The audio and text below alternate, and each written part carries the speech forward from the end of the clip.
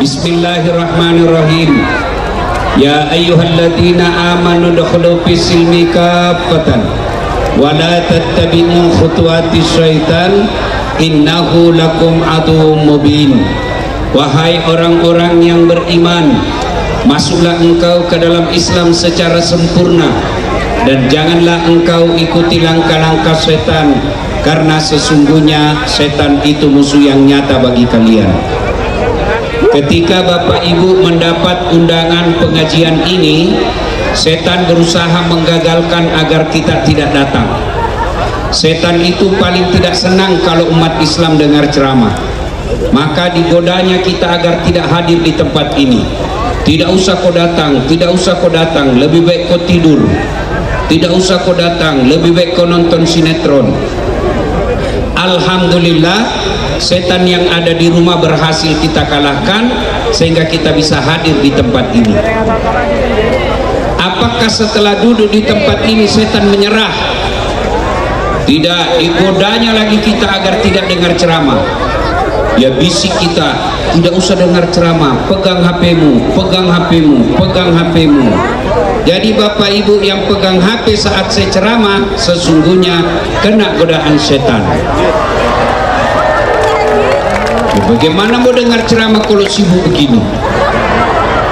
Sudah dikasih tahu, masih juga dia pegang HP-nya.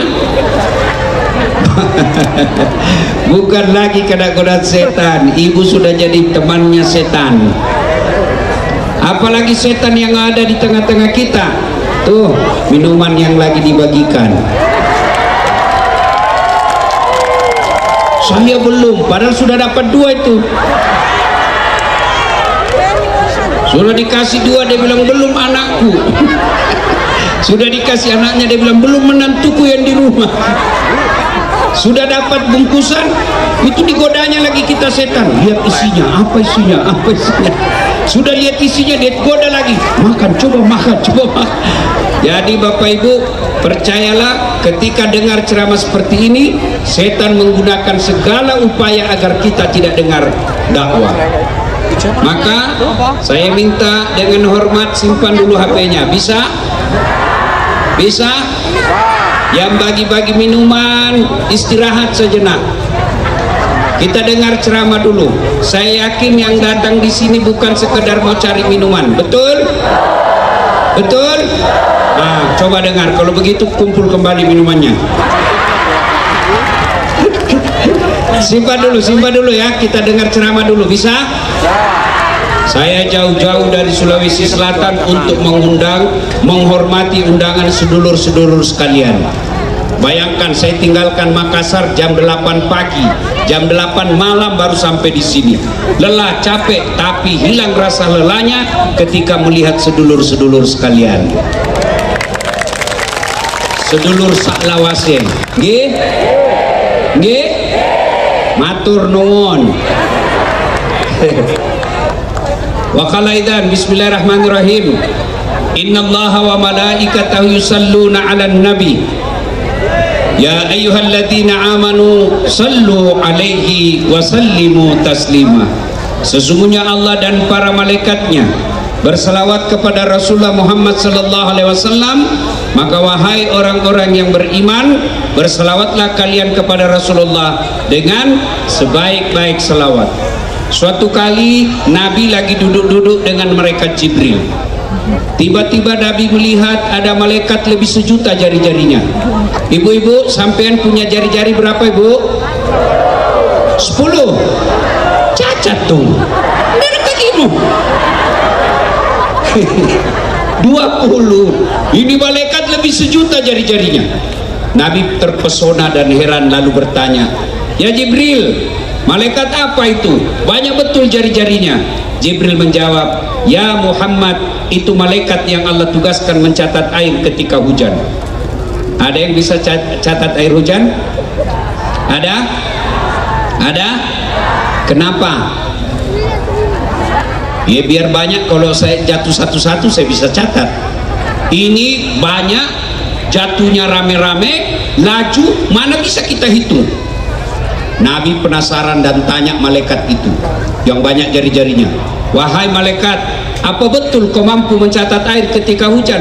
Ya, kucatat yang jatuh di gunung, kucatat yang jatuh di laut, kucatat yang jatuh di darat. Semua aku catat yang Muhammad, tak setetes pun yang tidak aku catat. Maka aku sibuk dengan jariku yang banyak ini. Lalu Nabi penasaran, malaikat ini berkata, ya Muhammad, ada satu yang tidak mampu aku catat. Oh ya? Kenapa? Karena jumlahnya lebih banyak daripada air hujan. Apa itu? Ketika umatmu berkumpul di satu tempat seperti kita sekarang ini, lalu mereka bersalawat bareng-bareng kepadamu, aku tidak bisa mencatat betapa banyak pahala yang Allah turunkan di tempat itu. Allah Karim. Ibu bapak yang perlu saya hormati, yang perlu saya sampaikan, orang masuk surga itu bukan karena tidak ada dosa. Kalau orang masuk surga karena tidak ada dosa, maka tidak ada isinya surga kecuali Rasulullah Muhammad SAW. Mana ada manusia yang tidak ada dosanya? Ayo, tunjukkan saya yang tidak ada dosanya di sini. Angkat jari yang tidak ada dosanya. Nah, ini di belakang saya. Muka-muka penuh dosa juga saya lihat ini. Ini yang bicara. Banyak juga dosa saya, terutama kalau saya pergi jogging. Waduh, habis dosa saya, habis pahala saya. Kenapa? Di depan paha, di belakang ketek, di samping kanan pantat. Dia bilang mahasiswaku, kenapa kau lihat Ustaz? Barang bagus, habis pahala. Gara-gara apa? Itu yang berkeliaran. Mana ada manusia tidak ada dosanya? Jangankan sedulur-sedulur sekalian, kurang apa kemuliaannya para nabi. Manusia pertama, nabi pertama yang Allah ciptakan, namanya Nabi Adam alaihissalam. Apa dosanya? Ada, dia makan buah khuldi. Nabi Nuh, ada dosanya. Apa? Gagal dia didik anaknya. Nabi Yunus, ada dosanya. Dia sangka buruk dalam dakwah, dia tinggalkan umatnya. Coba, itu Nabi, apalagi kita. Pasti ada dosa. Lalu kenapa orang masuk surga Ustaz? Ketika ditimbang pahalanya, kebaikannya sebelah kanan, namanya malaikat pencatat kebaikan. Ditimbang dosanya sebelah kiri, namanya pencatat keburukan. Timbang punya timbang, ternyata lebih berat kebaikannya daripada dosanya, meskipun selisih keburukannya hanya 1%. Ibaratnya kebaikannya 10, dosanya 9, dia masuk surga. Kenapa? Lebih banyak pahalanya daripada dosanya. Maka ketika kumpul seperti ini, ada tadi kelompok selawatan, berselawat, merugi yang tidak ikut. Kenapa? Dia tidak dapat pahala, seperti pahala lebih banyak daripada jumlah air hujan. Maka saya mau ajak berpahala, bisa? Saya mau ajak salawatan, bisa? Kita dengar mana lebih kencang suaranya mak-mak dengan bapak-bapak. Bisa? Oke, monggo. Yang merasa jenis kelamin laki-laki diam dulu. Kita dengar dulu ini mak-maknya, ras terkuat di bumi. Sen kanan belok kiri. Ayo, mak-mak ya, bapak-bapak diam dulu. Mak-maknya dulu, kita selawat bareng-bareng. Yuk. Salatullah salam ala toha salatullah ala yasin. Masya Allah, nilainya 9,6. Nah sekarang bapak-bapak, ayo yang merasa jenis kelamin laki-laki, jangan mempermalukan jenis kelamin kita. Yuk, yuk yang laki-laki, yuk. Salatul, aduh lobet, ala Rasulillah, salatullah ala yasin, nilainya 9,5. Oke, sedulur-sedulur diam semua ya, kita dengar yang di atas. Dengar, kita dengar ini kapan lagi kita kerjai Pak Jenderal. Ayo, monggo Pak Jenderal, ya. Ya, salatullah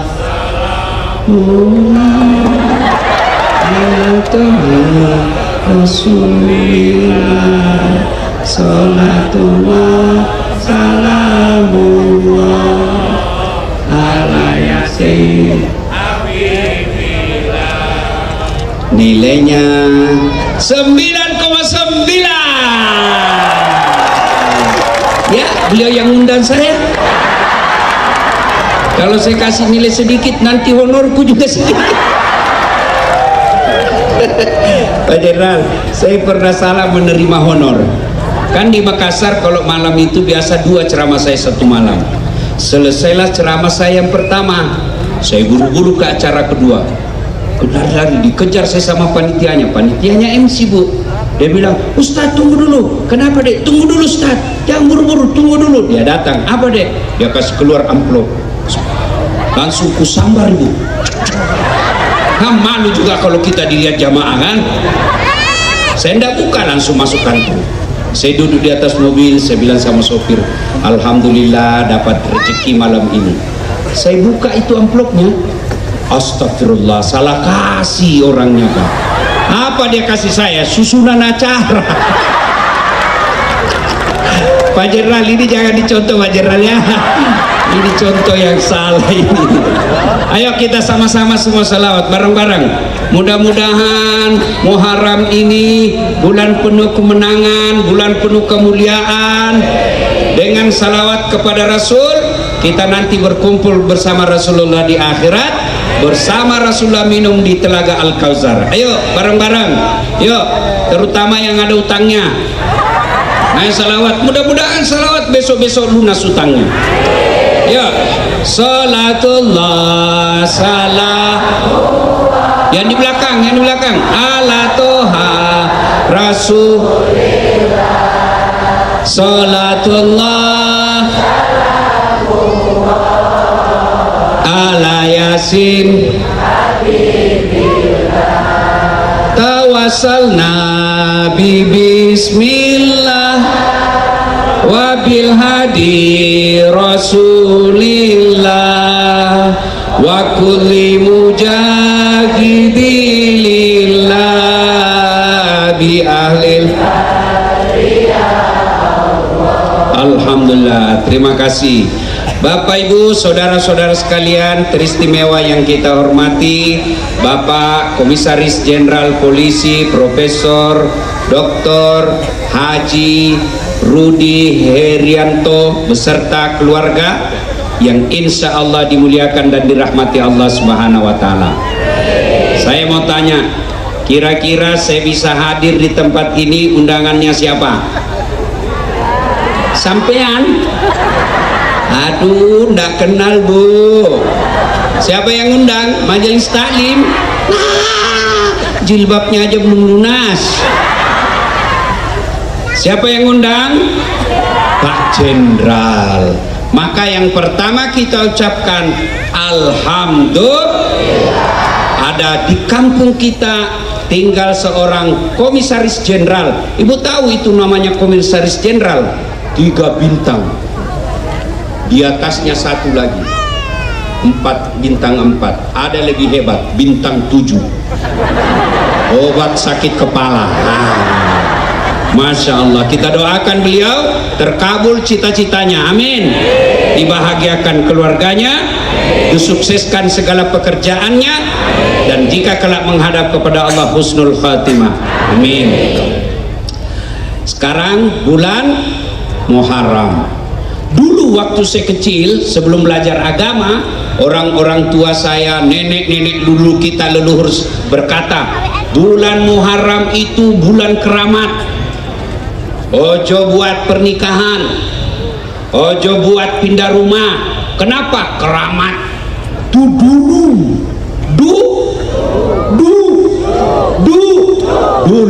Waktu apa? Waktu kita belum paham agama dengan baik. Ternyata setelah belajar agama dengan baik, baca beberapa kitab, sampai puluhan kitab, dengar kiai-kiai, baik dalam negeri maupun luar negeri, ternyata bulan Muharram itu adalah bulan penuh kemenangan. Tidak boleh katakan bulan Muharram jangan bikin kawin. Yang tidak boleh kawin di bulan Muharram yang sudah punya istri. Apalagi kalau dia polisi mau kawin lagi, jangan coba-coba, dipecat. Ada polisi yang boleh kawin lagi? Ada. Mana? Yang sudah meninggal istrinya. Ya, kalau Muharram kata jangan kau nikahkan anakmu, salah. Nikahkan kalau sudah ada jodohnya. Jangan mulai bangun rumah, salah. Bangun kalau sudah ada rezeki. Kenapa? Bulan Muharram itu bulan penuh kejayaan dan kemenangan. Kenapa? Satu, Nabi Adam digoda sama iblis, kau makan buah khuldi.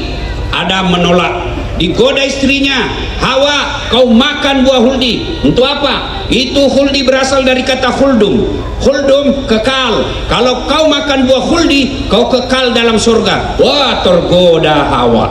Bang, saya mau makan buah khuldi. Kata suaminya, ndak boleh deh. Berarti kau tidak sayang saya.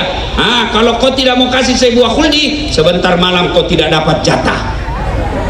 Akhirnya Nabi Adam tergoda, marah Allah, akhirnya bajunya jatuh. Dalam Quran dikatakan telanjang, lalu Nabi Adam menutup dirinya dengan daun-daun. Allah menyampaikan hukuman kepada Adam. Adam, semuanya saya bolehkan kau makan dalam surga, satu saja yang tidak boleh, jangankan makan, dekat saja tidak boleh. Kau langgar pula yang satu ini, keluar kau dari surga. Nabi Adam diusir keluar dari surga. Adam alaihissalam satu aja dosanya diusir dalam surga, apalagi sedulur-sedulur yang sejuta dosanya belum dalam surga mau masuk surga. Nabi Hawa, Siti Hawa pun diusir. Adam tadi jatuh di Irak, negaranya Saddam Hussein, tetangganya Iran. Siti Hawa, gara-gara kamu goda suami, kau tergoda dari iblis, keluar kau dari surga. Siti Hawa keluar dari surga, jatuhnya di India, negaranya Sarul Khan. Kucu-kucu kutehe, jatuh. Bayangkan Bu, satu di Irak, satu di India. Penduduk dunia waktu itu cuma 2 orang. Mereka saling mencari, berdoa. Berapa lama berdoa? 200 tahun baru Allah kabulkan. Bayangkan Bapak Ibu, Nabi Adam satu aja dosanya 200 tahun baru Allah kabulkan doanya. Kita tiada hari tanpa dosa, doa malam besok mau dikasih. Memangnya ada orang dalam? Ayo, Nabi Adam satu dosanya doa 200 tahun baru Allah kabulkan. Di mana mereka dipertemukan Nabi Adam? Satu di Irak, satu di India. Di mana Nabi dipertemukan? Di Jabal Rahmah, Saudi Arabia, yang orang kalau pergi haji ada tugu di atas gunung, itu disebut Jabal Rahmah. Di situ Nabi Adam dipertemukan 200 tahun. Kapan kejadiannya? Tanggal 10 Muharram. Coba Nabi Nuh dakwah, berapa umurnya Nabi Nuh? 950 tahun. Berapa tahun jadi mendakwah? 900 tahun. Berapa muridnya? Tidak sampai 80 tahun. 80 orang. 900 tahun dakwah, muridnya tidak sampai 80. Berarti 10 tahun cuma dapat murid 1. Pesantren mana yang mau bertahan 10 tahun mengajar hanya 1 muridnya? Jenderal mana yang mau mengajar 1 muridnya dalam 10 tahun? Ustadz mana yang mau mengajar 10 tahun ngajak dakwah cuma 1 pengikutnya? Kalau saya pasti saya tinggalkan. Nabi Nuh begitu kurang ajarnya umatnya, dimaki-maki Nabi Nuh, sampai anaknya pun sendiri tidak mau ikut Nabi Nuh.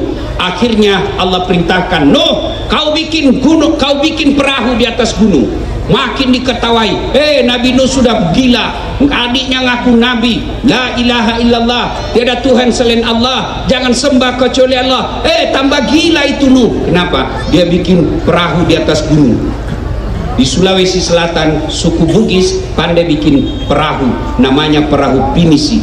7 layarnya menambahkan 7 surah Al-Fatihah 7 ayat. Tapi sehebat-hebatnya orang Bugis bikin perahu, tetap bikin perahu di sisi pantai, tidak ada di atas gunung. Seluruh orang berkata, gila ini Nabi Nuh, bikin perahu di atas gunung. Untuk apa? Ternyata setelah Allah perintah hujan berhari-hari, kemudian banjir, hanyut semua orang-orang yang mengkhianati Nabi Nuh, termasuk anaknya yang selamat di atas perahu. Dan kapan terjadinya selamatnya Nabi Nuh? 10 Muharram. Ada lagi Nabi Yunus dakwah la ilaha illallah, jangan sembah kecuali Allah, tiada Tuhan selain Allah. Satu kampung tidak ada yang percaya. Kalau tadi Nabi Nuh masih ada kurang lebih 80, ini tidak ada satu kampung yang percaya. Nabi Nuh berkata, memang ini sudah tidak ada dapat hidayah, sangka buruk dia kepada Allah, dia tinggalkan. Naik perahu, kemudian overload, perahunya kelebihan penumpang. Kata kapten perahu yang sopirnya perahu, undi siapa yang keluar namanya, itu yang dia buang di perahu. Undi, bahasa ibu-ibu, di lotre, keluar namanya, cep, Nabi Nuh. Kata Nabi Nuh, ada kecurangan, pilkada ulang. Ulang lagi 2 kali, keluar, masih namanya Nabi. 3 kali, masih namanya Nabi Nuh. Kata kapten kapal, Nuh, maafkan kami, kamu harus dilempar turun ke laut. Dilempar Nabi Nuh turun ke laut, disambar ikan besar. Berbeda pendapat ulama, ada yang mengatakan ikan hiu, ada juga mengatakan ikan paus. Tidak jadi masalah apa nama ikannya, yang penting ikan besar. Berapa lama dalam perut ikan? 40 hari. Setelah itu Nabi Yunus alaihissalam mengucapkan istighfar, la ilaha illa anta subhanaka inni kuntu minadz zalimin. Dia ulang-ulang berkali-kali, akhirnya ikan batu. Keluar Nabi Yunus. Kapan terjadinya? 10 Muharram. Kemudian la ilaha illallah, tiada Tuhan selain Allah, jangan sembah kecuali Allah. Raja yang berkuasa namanya Raja Namrud marah. Siapa? Nabi waktu itu, Ibrahim alaihissalam. Hukum bakar, dibakar satu lapangan besar seperti ini, lempar Nabi Ibrahim masuk ke bara api, dibakar seharian. Ternyata Nabi Ibrahim keluar kedinginan. Kapan terjadinya? 10 Muharram. Fir'aun, la ilaha illallah, jangan sembah kecuali Allah, kata Nabi Musa. Tapi Fir'aun marah, tangkap Fir'aun, tangkap Musa, dikejar dia, lari ke tepian Sungai Merah, Laut Merah. Dalam laut, terbelah laut, tenggelam Fir'aun sama bala tentaranya. Kapan terjadinya? 10 Muharram. Paling dekat dengan kita Muhammad sallallahu alaihi wasallam. Musyawarah kafir Quraisy, makin hari makin banyak pengikutnya Muhammad, makin disiksa, makin banyak simpatisannya. Bagaimana sedulur-sedulur? Rapat mereka kafir Quraisy. Apa solusinya ini? Kita apa ini Muhammad? Ada di belakang anak muda usul. Tuan ketua, bagaimana kalau kita sogok duit, kumpulkan semua uang yang ada di Mekah, kasih Muhammad. Apa kata Abu Jahal? Muhammad bukan bangsa Indonesia. Kasih uang, merah otaknya. Kalau begitu kasih perempuan paling cantik, tidak mempan. Kasih jabatan, tidak mempan. Kalau begitu diapain? Sudah, tidak usah macam-macam. Lalu apa? Bunuh dia. Setuju? Setuju. Rapat memutuskan, besok malam Muhammad kita bunuh rame-rame. Ingat, hasil rapat tidak boleh bocor supaya Muhammad tidak melarikan diri. Setuju? Setuju. Siapa yang membocorkan hasil rapat, kita penggal hidup-hidup. Sekali pulang ada peserta rapat cerita sama istrinya, Bu, rahasia, jangan ngomong-ngomong ya, ini rahasia negara. Kata istrinya, tenang Pak, nggak bocor. Apa? Besok malam Muhammad mau dibunuh. Ayah, iya, tapi jangan ngomong-ngomong, rahasia. Istrinya besok pagi ke pasar. Rahasia, jangan ngomong-ngomong. Apa? Muhammad besok malam mau dibunuh, sebentar malam mau dibunuh. Rahasia, jangan ngomong-ngomong. Yang sudah dikasih tahu, dia pergi lagi ke tetangganya. Rahasia, jangan ngomong. Oh, ternyata dari dulu perempuan ember bocor. Maka yang punya jabatan malam ini saya wasiatkan, kalau ada rahasia negara jangan kasih tahu istrimu, pasti bocor. Perempuan kan tukang gosip. Ini di depan saya.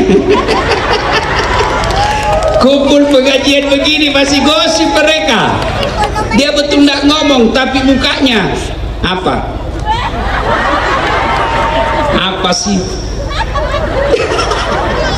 Ustadz pun digosipnya. Saya lewat tadi, dia bilang, itu juga bajunya yang di YouTube. Ayo. Nah, akhirnya Nabi Muhammad keluar. Tapi sebelum dikepung rumahnya, Bu, seperti ini kira-kira rumahnya Nabi, lebih kecil dari ini.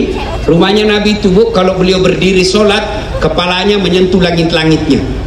Kalau beliau di kamarnya sujud, kakinya Rasulullah menyentuh kepala istrinya. Begitu kecilnya kamarnya. Nah, lalu Nabi Muhammad dikepung rumahnya sama kafir Quraisy. Algojo-algojonya kafir Quraisy, tentara pilihannya kafir Quraisy, kepung sampai diriwayatkan kucing pun lewat pasti kelihatan. Allah perintahkan Nabi Muhammad untuk membaca satu ayat. Ada yang tahu ayat yang dibaca Nabi? Ada? Surah Yasin. Saya bocorin nama surahnya, surah Yasin. Ayatnya Bismillahirrahmanirrahim. Wa ja'alna min baini aydihim saddan wa min halfihim fa'agsaynahum fahum. Itulah yang dibaca Nabi. Makna ayat itu, di muka mereka seolah-olah ada dinding, belakang mereka, samping kiri kanan seolah-olah ada dinding, sehingga Nabi lewat tidak ada satupun yang melihatnya. Ayat inilah yang dibaca mahasiswa saya ketika ada razia polisi lalu lintas. Begitu dia lihat polisi, wih, ada supir, dia singgah, lalu dia baca, dia lihat itu polisi. Bismillahirrahmanirrahim. Begitu lewat, ditilang ya. Dia datang ke saya, Ustadz bohong-bohong. Kenapa kau bilang bohong? Saya baca itu ayat Pak Ustadz, saya ditilang. Saya memang kenapa kau ditilang? Dia bilang, saya tidak pakai helm. Bukan ayat yang salah, kau yang beleng-beleng. Baru itu polisi juga hafal itu ayat. Ini resep bapak-bapak yang terlambat pulang, kemalaman pulangnya, supaya kau tidak dilihat istrimu, kau bacalah ayat ini. Begitu kau mau baca, istrimu sudah ada di pintu apa? Saya juga hafal itu ayat. Nah, akhirnya Nabi keluar, nggak ada satupun yang melihatnya, bebas. Begitu Nabi sudah jauh, Abu Jahal baru siuman dari penglihatan, digedor, dobrak pintunya Nabi, masuk tempat tidurnya, ada selimut di atasnya, berselimut, ditarik Muhammad. Ali bin Abi Thalib didapatnya. Ali, kau Ali, aina Muhammad? Mana Muhammad? Kata Ali, saya juga baru bangun. Kalau bahasa kita, saya juga baru bangun, bos, apa ini masalahnya? Mana Muhammad? Saya juga tidak tahu. Akhirnya Abu Jahal jengkel, datang ke depan Ka'bah, lalu bikin pengumuman, saudara-saudara sekalian, penduduk Mekah, siapa yang mendapat Muhammad dan bisa membunuh dia dalam keadaan hidup atau mati, dia dapat Muhammad, saya kasih kau hadiah 100 ekor onta. Kalau uang sekarang 2,5 miliar. Larilah salah seorang, gemparlah di penduduk Mekah. Mereka yang jago dan cari uang bertebaran mencari Muhammad. Satu di antara mereka namanya Suraqah bin Malik, jago cari jejak. Cara cari jejaknya, dia tidak lihat bekas-bekas kaki onta, dia tidak lihat bekas-bekas kaki manusia di pasir. Apa? Penciumannya kayak anjing pelacak. Begini dia kalau cari jejak. Das Atlatif. Kenapa? Bau Rexona.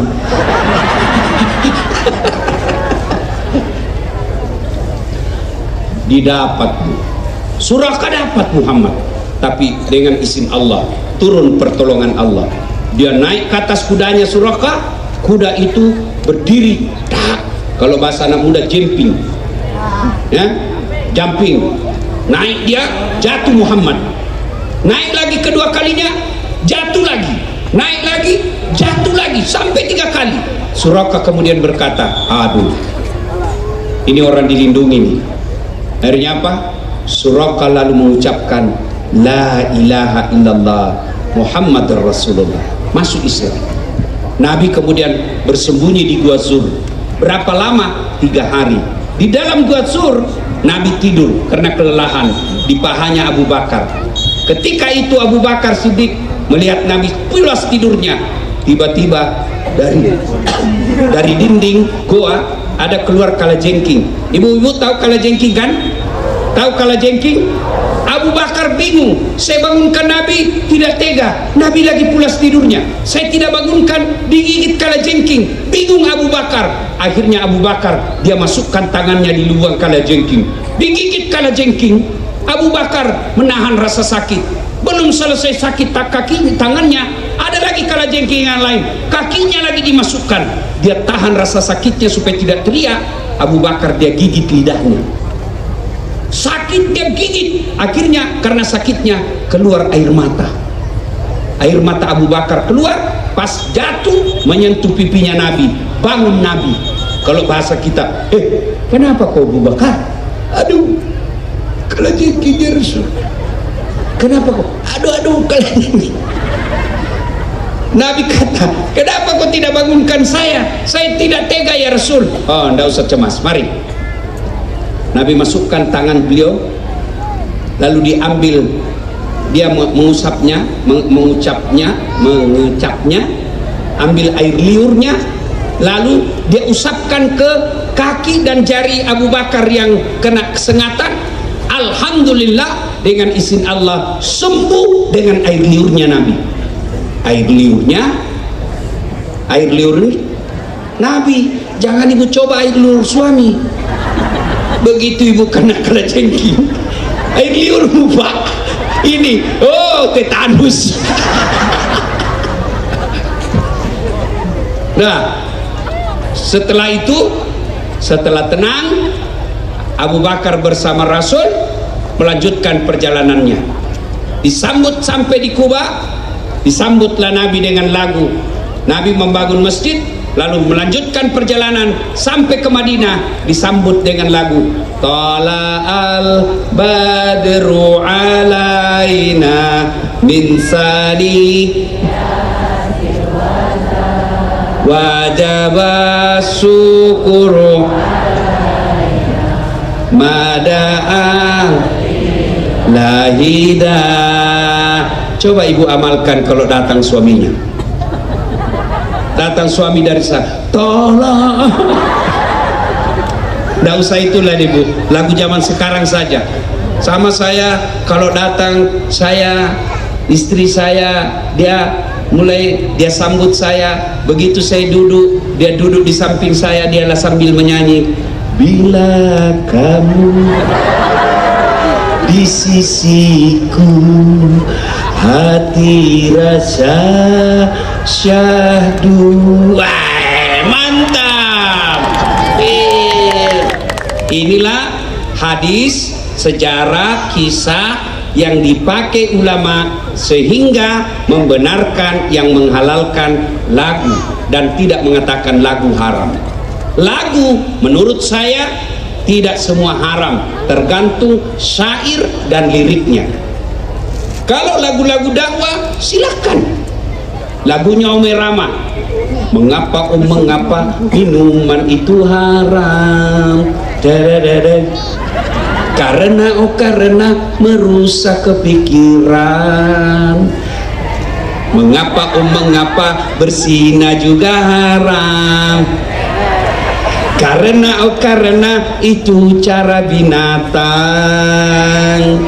Kenapa semua yang asik-asik itu diharamkan? Kenapa semua yang enak-enak juga diharamkan? Jawabannya, dengar jawabannya. ha ha ha ha ha ha ha ha.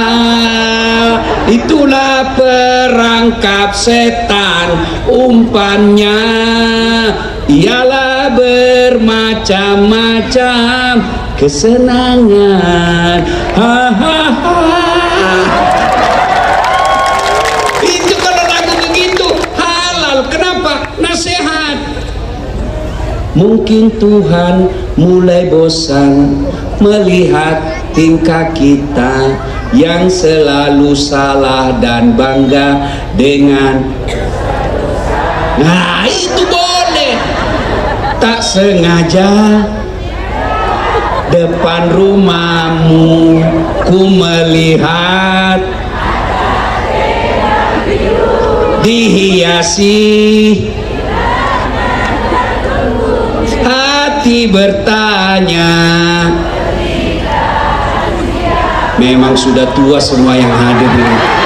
Lagu-lagu zaman dulu itu halal. Tapi kalau lagu pikiranku tak dapat ku mengerti, kaki di kepala, kepala di kaki, pantas kodomo, kepalamu kusimpan di kakimu.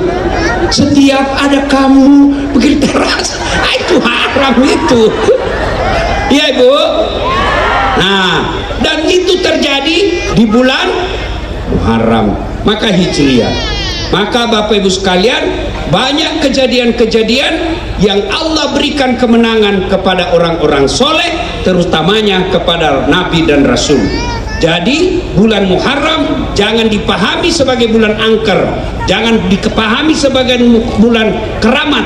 Pahamilah Muharram itu sebagai bulan penuh kemenangan. Nah sekarang bagaimana mendapat kemenangan?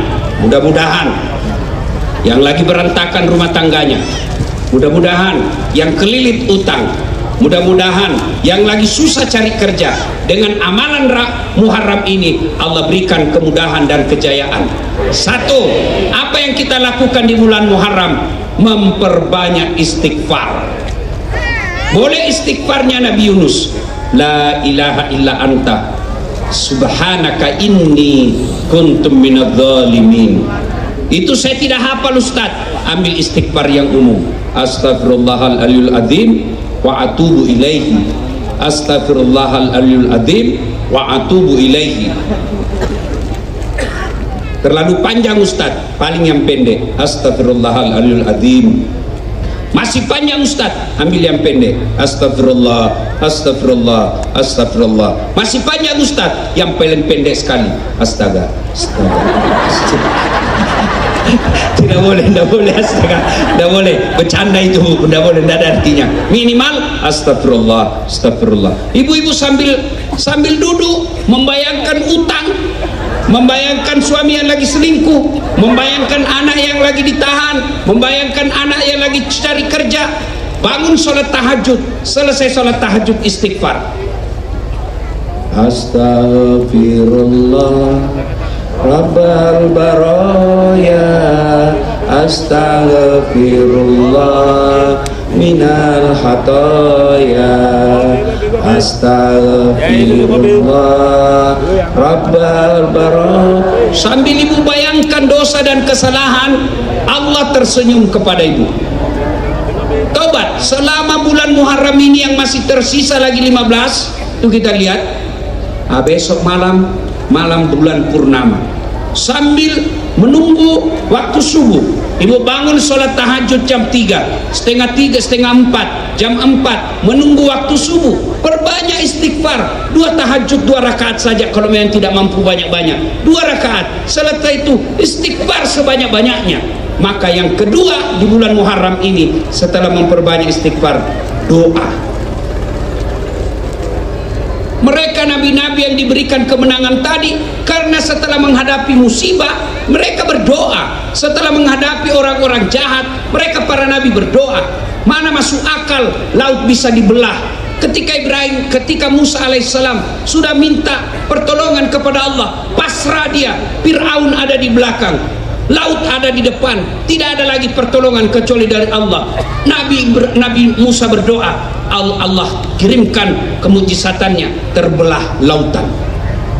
Maka ketika ibu sudah melakukan segala, rasanya hidup ini sudah mau mati kita. Ya Allah, kau larang saya bunuh diri, kau larang saya menyembah selain engkau, kau larang saya berdoa kepada kecuali engkau ya Allah. Maka aku datang berdoa kepadamu. Ya Allah, lunasi utang-utangku, saya malu. Ya Allah, berikan anakku pekerjaan supaya dia tidak minta-minta, supaya dia punya harga diri. Ya Allah, berikan saya kemudahan rezeki supaya saya bisa umroh. Saya banyak masalah, bantu saya ya Allah. Dan Allah ketika kita minta, Allah tersenyum. Dan Allah janjikan, ud'uni astajib lakum, minta kau kepadaku, pasti saya kabulkan. Saya sudah minta Ustaz. Kapan kau minta?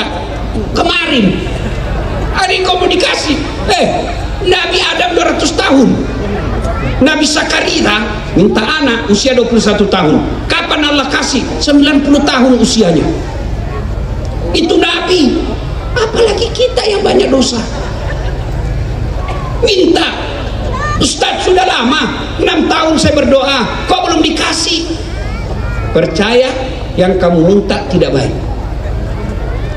Anak sudah dikasih latihan fisik, sudah belajar bimbingan khusus, mau daftar Akmil, mau daftar Akpol, mau daftar STPDN, ternyata tidak Allah lulus.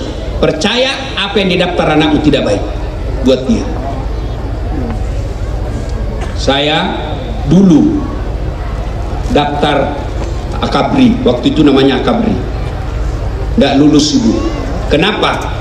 Ceper, tidak cukup tinggiku. Saya protes sama Allah, ya Allah, kenapa kau tidak luluskan saya? Kenapa kau lahirkan saya dalam keadaan pendek? Semua saudara saya laki-laki tinggi, saya sendiri pendek dan kecil. Kenapa kau lahirkan saya dalam keadaan pendek Tuhan? Kau tidak rugi jadi Tuhan kalau saya tinggi. Kawan saya lulus polisi, dia sekarang sudah AKBP 2 bunga reserse, pakai baret merah, dia tugas di Polda Sulawesi Barat. Saya lulus jadi ulama, pakai baret putih. Alhamdulillah, karena baret putih, mulai baret hitam sampai baret merah, saya ceramai kau semua, termasuk bintang 3 malam ini. Andai saja saya lulus jadi AK waktu itu, maka sampai sekarang saya siapa jenderal. Iya toh, jangan pernah sangka buruk. Sudah usaha, sudah berdoa, tidak menghalalkan segala cara. Kamu minta tidak Allah kasih, percaya itu yang terbaik buat kamu.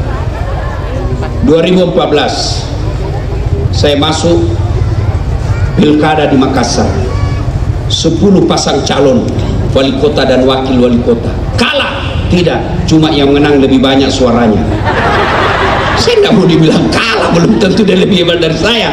Oh, ternyata Allah tahu. Dan saat nggak usah kau jadi pejabat. Kau jadi pejabat bisa jadi kau ditangkap.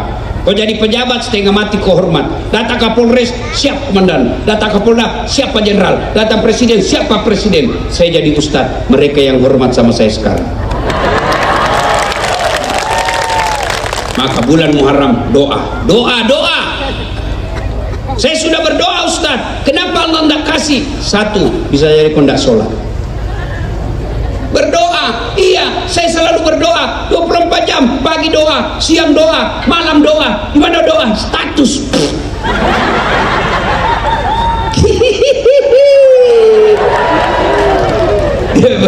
Berdoa aja di Facebook, berdoa aja di Instagram. Ya Allah, lindungi suamiku.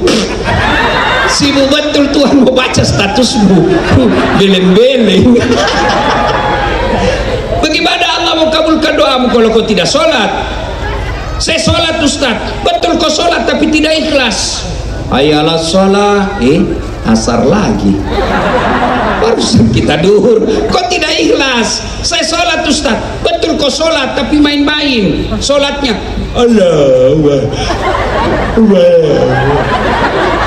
Iya karena budua iya. Indonesia. Ada orang sholat bu, kayak ditiup angin. Ada juga sholat kayak Allahu Akbar.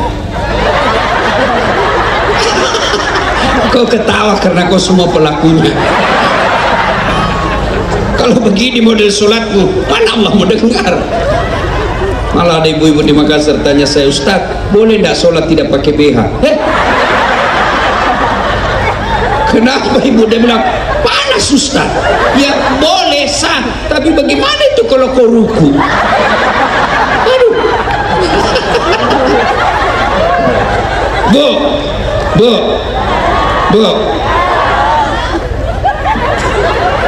pergi menghadap sama Pak Jenderal tidak pakai gitu. Oh, ditempelek ke istrinya, keluar kau. Iya, maka ayo bulan Muharram evaluasi sholat kita sekarang. Jangan sampai sholat kita sudah 10 tahun tidak ada perbaikan kualitas. Dia sholat tapi yang dia ingat apa? Uang belanja. Allahu Akbar. Tadi uang saya 100.000. Beli pulsa 50.000. Sami Allah, beli sayur 20.000. Allah, bensin 10.000. Mana ini 20.000? Ya, bulan Muharram saatnya memperbaiki sholat. Bagaimana caranya memperbaiki sholat? Satu, perbaiki sholat wudhu. Mulai wudhunya disempurnakan. Jangan sampai wudhu sambil menyanyi. La la la la la la, panggil aku si Jamlai. Dia wudhu, Cikampek, ras kemana? Ya, ayo, bulan Muharram kali ini cukup istimewa. Kalau mulai besok Bapak Ibu sudah memperbaiki sholat. Dengan cara apa? Memperbaiki awal, memperbaiki wudhu. Dua, jangan pakai pakaian yang ibu yakini itu uang haram. Ibu dapat serangan fajar. Waktu pilkada dapat 300.000. Dia pergi pakai beli baju baru. Uang sogok kau pakai baru baju dan kau pakai sholat, percaya Allah pasti tolak sholat. Waduh. Dia bilang, Ustaz, ini bukan serangan fajar Ustaz, ini sedekah subuh. Ya, dah. Yang ketiga, hikmah Muharram. Satu tadi istighfar. Dua, banyak doa. Tiga, Bapak Ibu saudara-saudara sekalian, sedekah. Bulan Muharram ini anjuran perbanyak sedekah. Ustadz, gimana sedekah? Saya miskin. Sedekah dengan akhlak. Ustadz, macam mana kita mau sedekah? Kita bukan komisaris jenderal. Oke, kau tidak baik komisaris jenderal, tapi kamu kompol, komisaris polisi. Iya, saya bukan kompol Ustadz, saya AKP. Oke, sedekahnya komisaris jenderal, komjen, tentu beda dengan kompol, tentu beda dengan AKP, tentu beda pula dengan inspektur. Bisa jadi sedekahnya seorang wali kota 10 juta, tapi sedekahnya penjual sayur 10.000. Bisa jadi 10.000 itu jauh lebih mulia daripada 10 juta wali kota tapi pakai uang negara.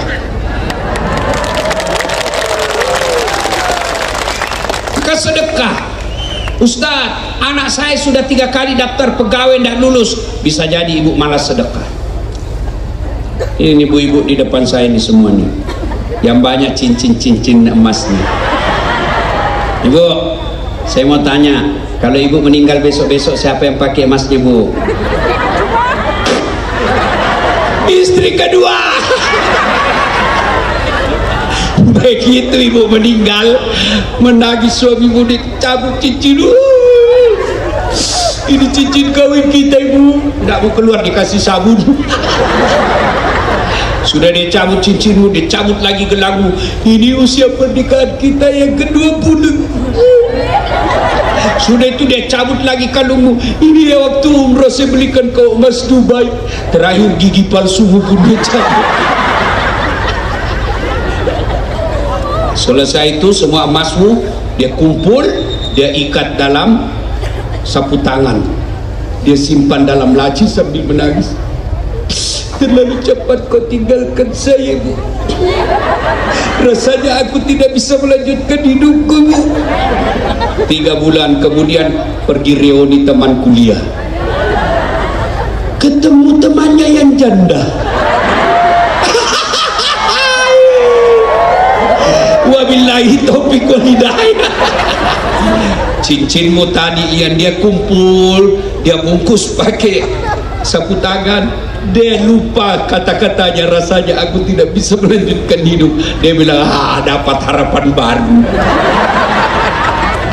Makanya Bu, daripada emas berlianmu dipakai istri kedua, mending kirim ke yatim piatu, mending kirim ke pembangunan masjid, mending kirim ke anak hafal Quran.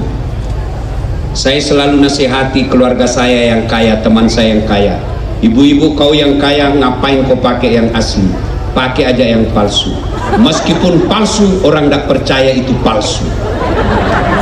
Masa komisaris jenderal istrinya pakai palsu? Tidak mungkin, pasti asli. Nah, pakai aja Bu yang palsu, yang asli bawa bangun masjid. Kalian yang miskin tidak usah pakai yang asli. Kenapa? Biar asli orang tidak percaya.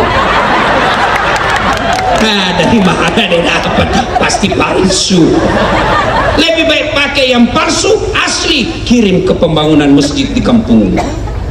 Itu yang namanya pandai. Kalau rajin sedekah, berdoa dan tidak maksiat, apa alasan Tuhan menolak doa-doa? Kamu sudah rajin istighfar, berdoa, dan hartamu meskipun sedikit tapi kau sedekahkan, masa Allah menolak doa-doamu di bulan ini? Ayo doa sambil istighfar, ada sedekah, sedekahlah semampu kita.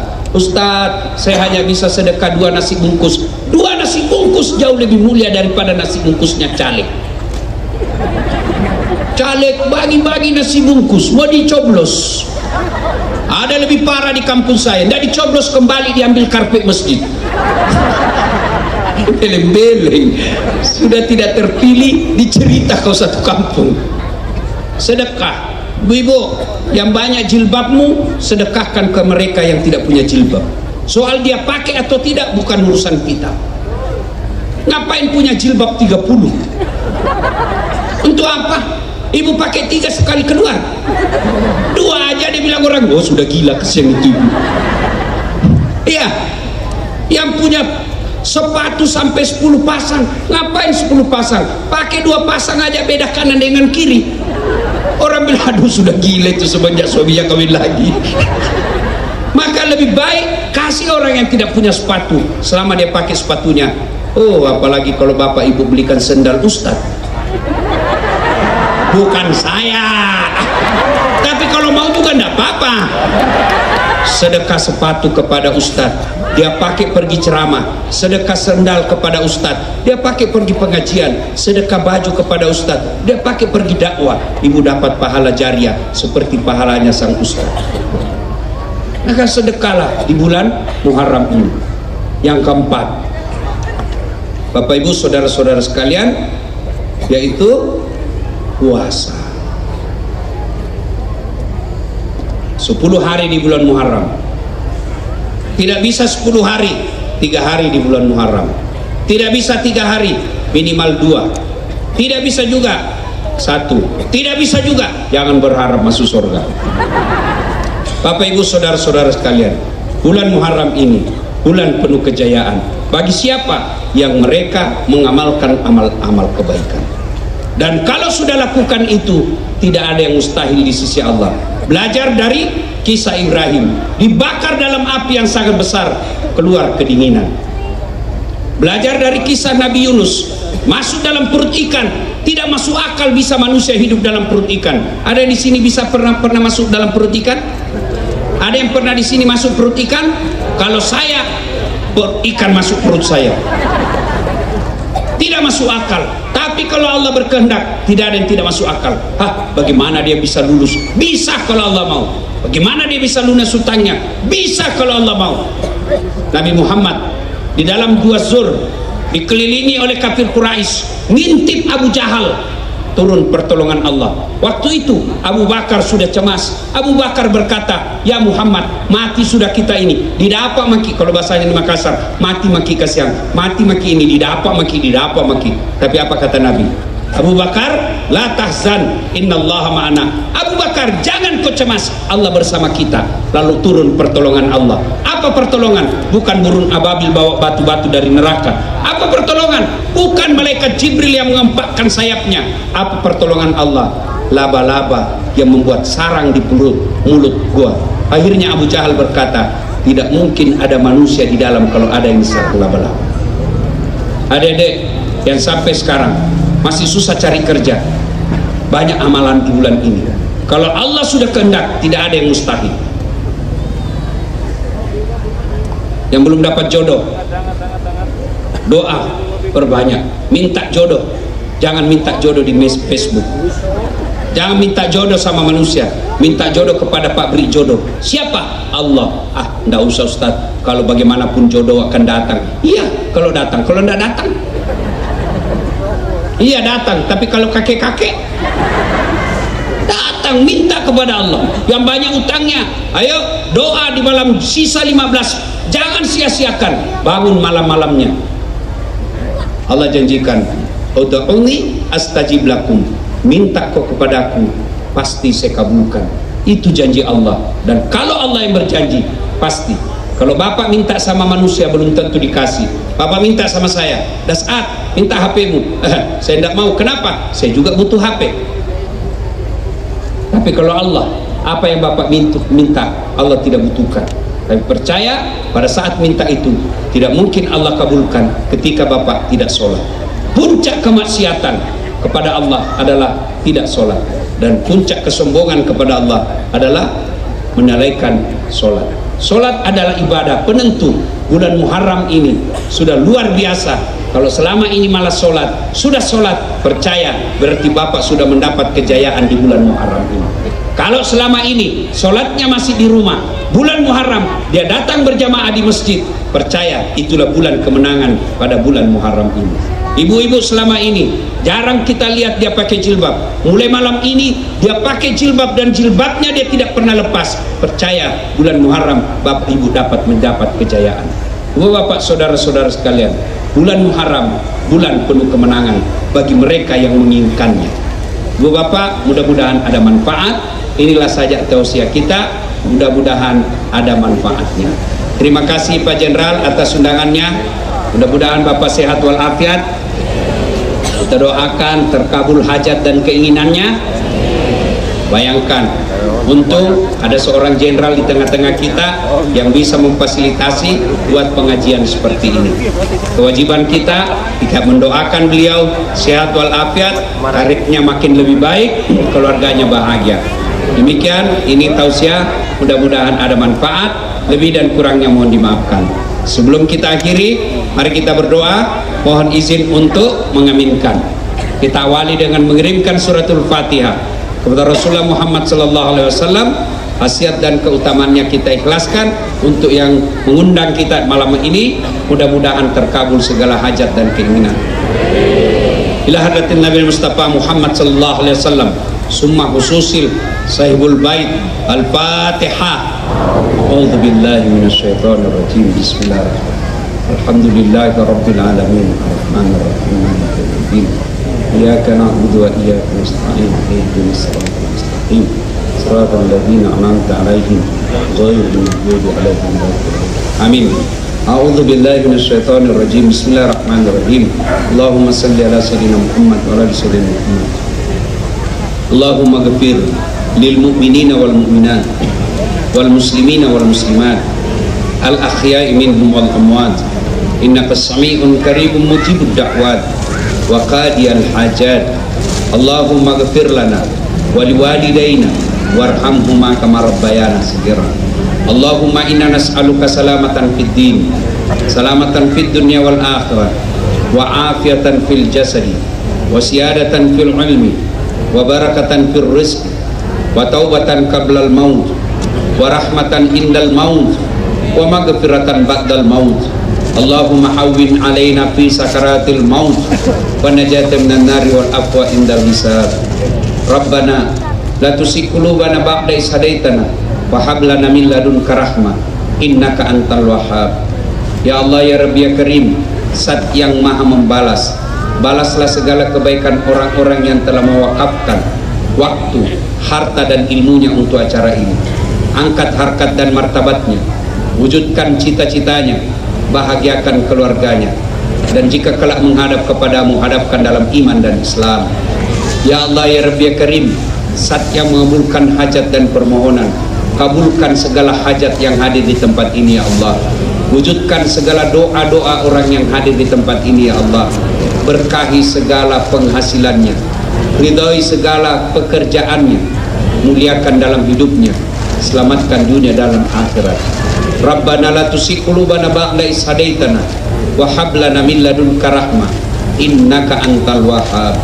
Rabbana atina fid dunya hasanah wa fil akhirati hasanah wa qina adzabannar wa qina adzabannar wa qina adzabannar. Subhana rabbika rabbil izzati amma yasifun wa salamun alal mursalin walhamdulillahi rabbil alamin. Terima kasih. Usikum wa nafsi bitaqwallah fastabiqul khairat. Assalamualaikum warahmatullahi wabarakatuh.